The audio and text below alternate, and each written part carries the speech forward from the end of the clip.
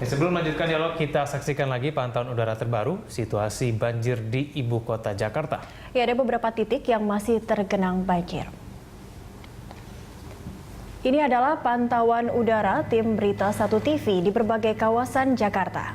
Ini adalah suasana di kawasan Pulau Mas dan Kelapa Gading yang hari ini tergenang air cukup tinggi.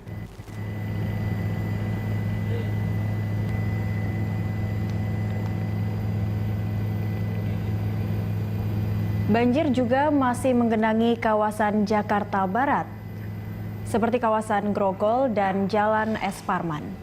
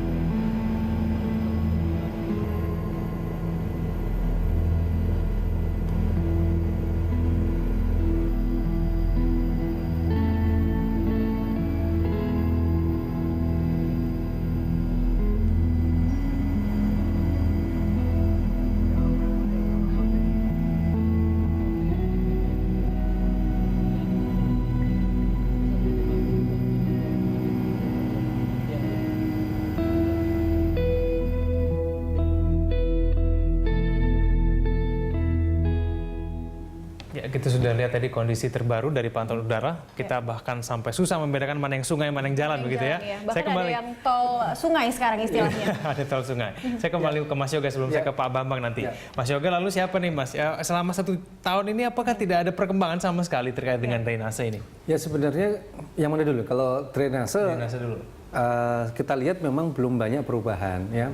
Mungkin masyarakat masih ingat pada saat pemilihan awal Pak Jokowi sempat melakukan sidak ke saluran air gorong-gorong di Sarinah, depan Sarinah. Tetapi praktis dalam 2 tahun kemudian sampai dengan sekarang saya tidak melihat ada upaya perbaikan saluran drainase di Sarinah. Padahal kita sudah kasih rekomendasi yang dari lebarnya 1,5 tadi menjadi 3 meter lagi. Tetapi praktis tidak ada perbaikan. Nah ini mengakibatkan saluran drainase kita belum mampu berfungsi optimal dan ini juga berlanjut. Begitu apa itu nggak cukup gitu untuk? Ya itu yang tadi saya katakan. Kalau pembersihan saluran hanya dari sampah, limbah itu kan hanya sesaat.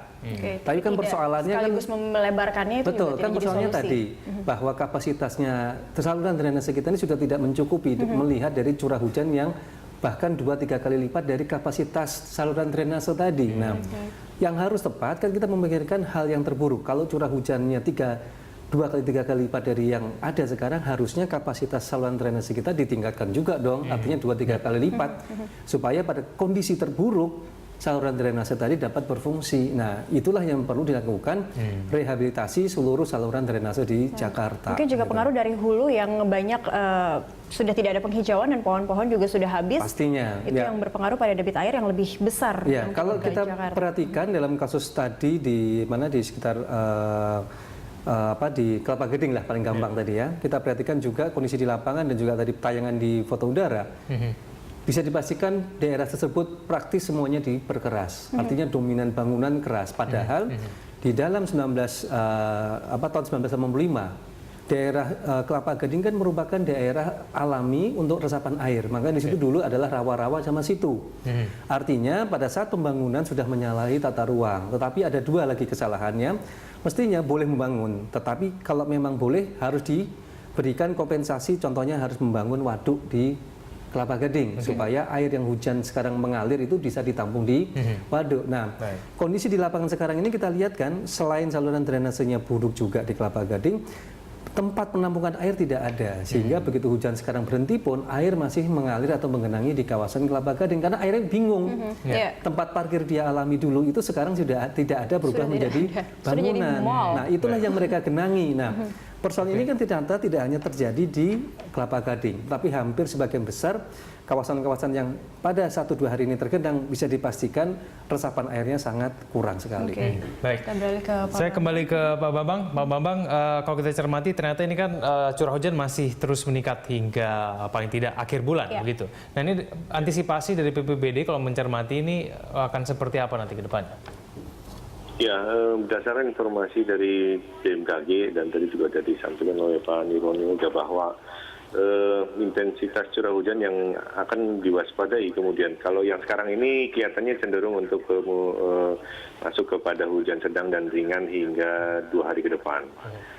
Kemudian di informasi dari BMKG yang perlu diwaspadai adalah dasarian ketiga bulan Februari karena di situ curah hujan lokal Jakarta akan cukup tinggi kembali dan itu hampir merata di seluruh Jakarta dan sebagian di daerah Bogor yang berbatasan dengan Jakarta, Depok dan Bogor yang berbatasan dengan Jakarta dan itu tentu saja akan mengakibatkan sejumlah daerah di Jakarta akan kembali tergenang.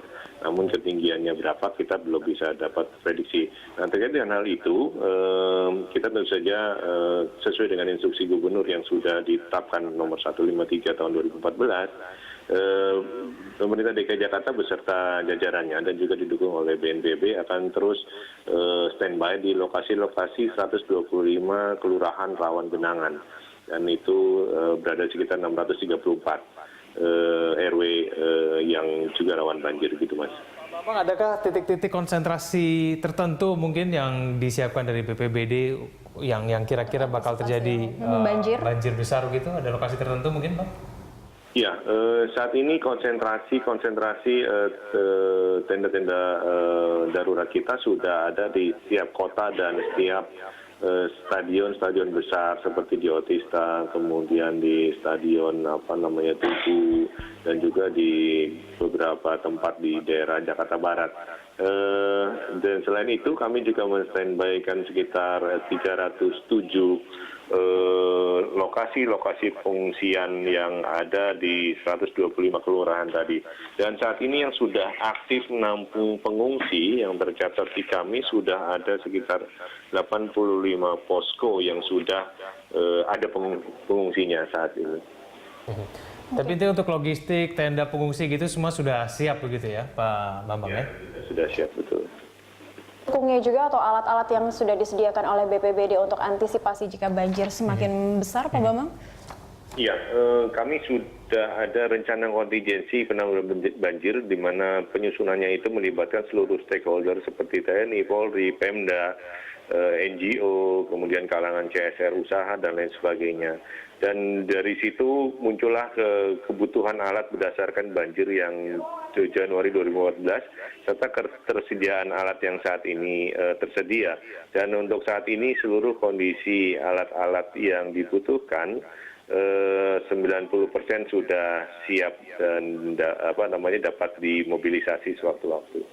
Baik, tapi kita lanjutkan lagi perbincangan kita di segmen berikutnya. Pemirsa tetaplah di Lunch Talk, kami segera kembali setelah jeda.